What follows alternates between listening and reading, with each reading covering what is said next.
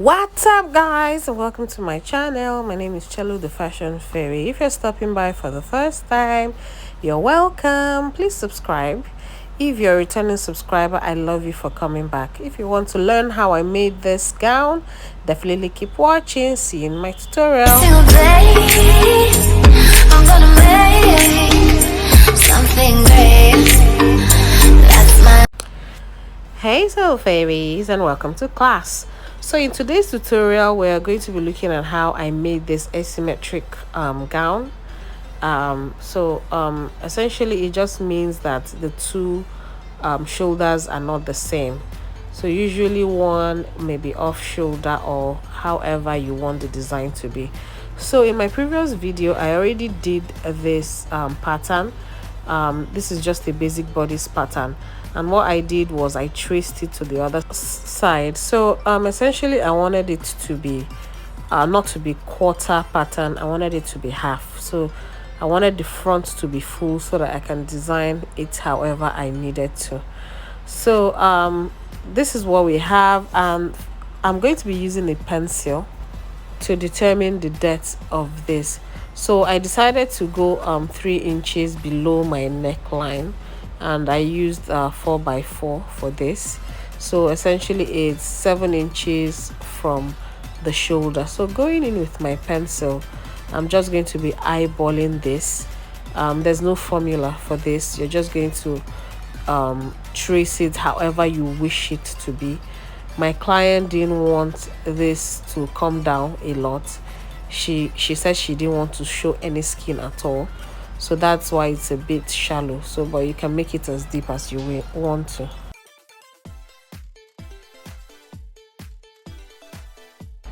So I finally got the shape I wanted, so I'll just use my marker to trace out what I need, then clean out what I don't need.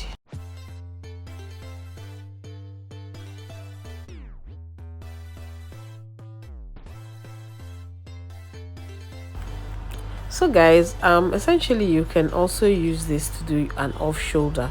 So one side can be off shoulder. You can play around this pattern however you want. So this is me determining where I want the armhole dart to enter. So I measured the armhole and I divided it by 2. So I'm just going to place my curve like so and connect it.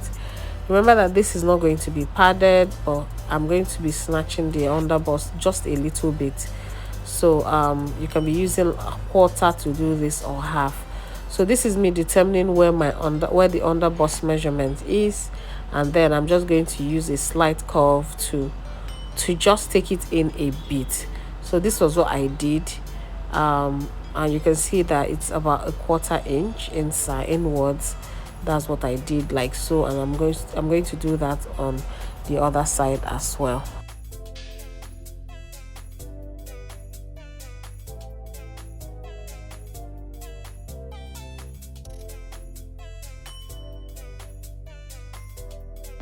So I'm going to be doing a bit of armhole tightening, and I marked 1/2 inch for this, and I connected it all the way like so, just because I didn't want the armhole to gape at all.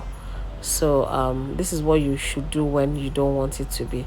So because she wanted it, she actually mentioned she wanted the armhole to be a bit deeper, so that's why I went down by 1/2 inch. But this is not a standard, is totally optional. You can and you should skip this step entirely. So going in with my scissors, I'm just going to cut out this pattern. This was actually my first time of using a calendar to actually draft a pattern, and to be honest, I enjoyed it. It was a bit firm, it wasn't shifting at all. I just loved it. So if you have old calendars at home, you may as well try this out.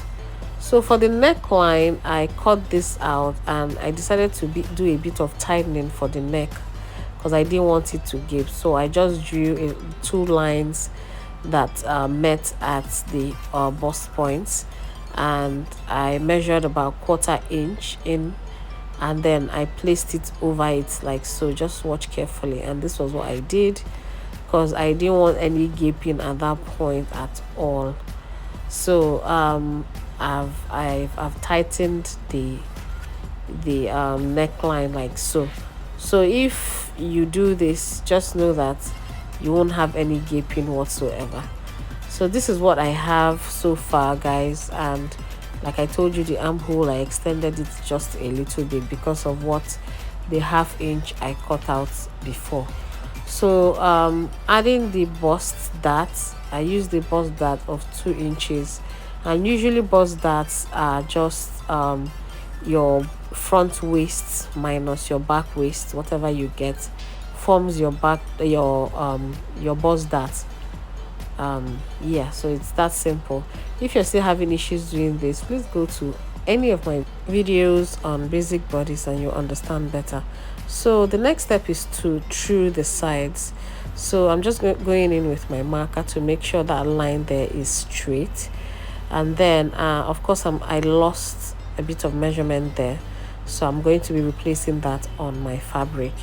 So this is the fabric. I've gone ahead to steady it using my interfacing for this, fusible interfacing for this, and I'll go ahead and cut the back out. Remember, I already added sewing allowances to the side, and then this is the joining allowance to the bottom part. I already added allowance to the shoulder as well, so you'll be adding your own allowances as needed.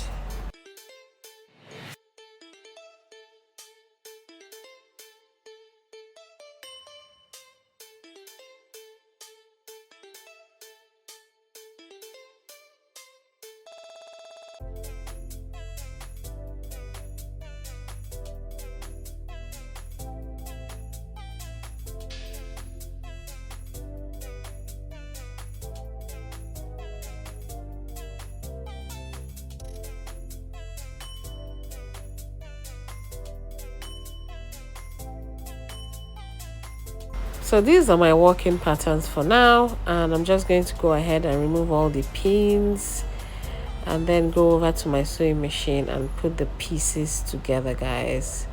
This is absolutely fun. I like to cut my lining pieces and my fabric together. So before I do this, I'm going to be altering the back pattern. So I'm just pinning in my allowance for my zip. I'll just go ahead and do it like so it will match the front pattern. So this can take any shape you want essentially, but just make sure you place it the way I did. So I decided to use the second one that I did. So this is what it looks like now, and that's my zipper allowance, and I used 1.5 inches. I'll also be cutting out my lining piece as well. So placing my fabric on my lining piece, making sure the right sides are facing each other, I'll go ahead and cut off my lining piece as well.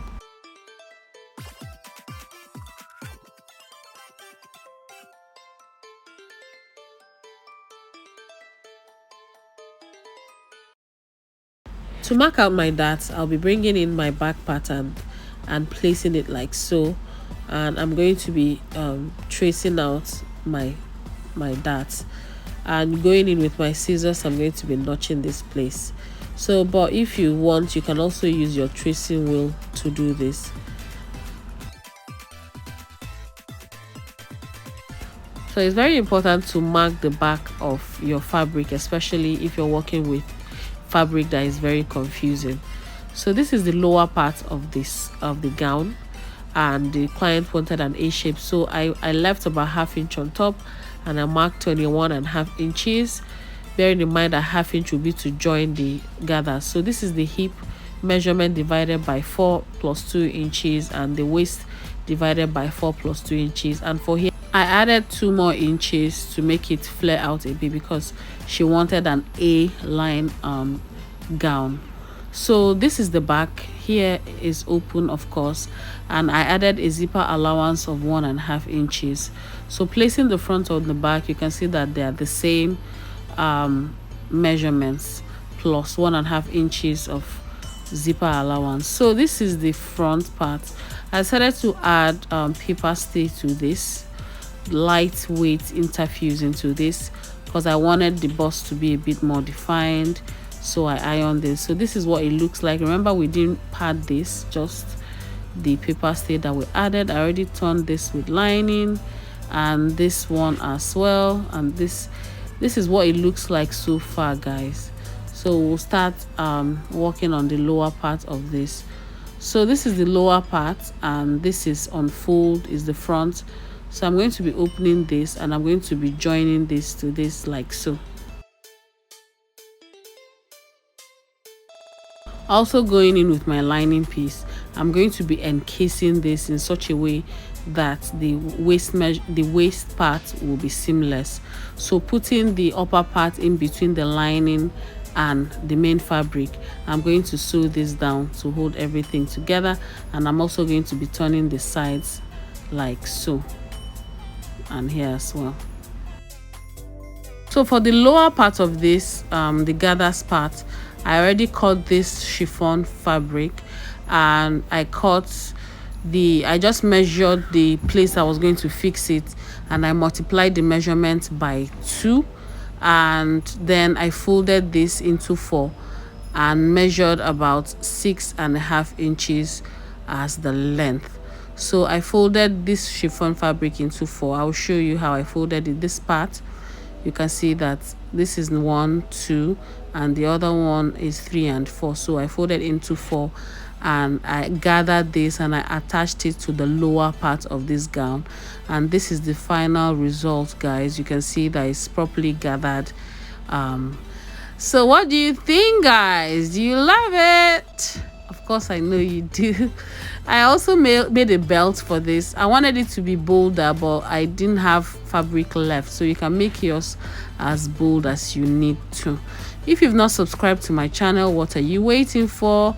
Also follow me on Instagram, guys, and I can't wait to connect with all of you. Thank you for watching. See you in my next tutorial. Bye.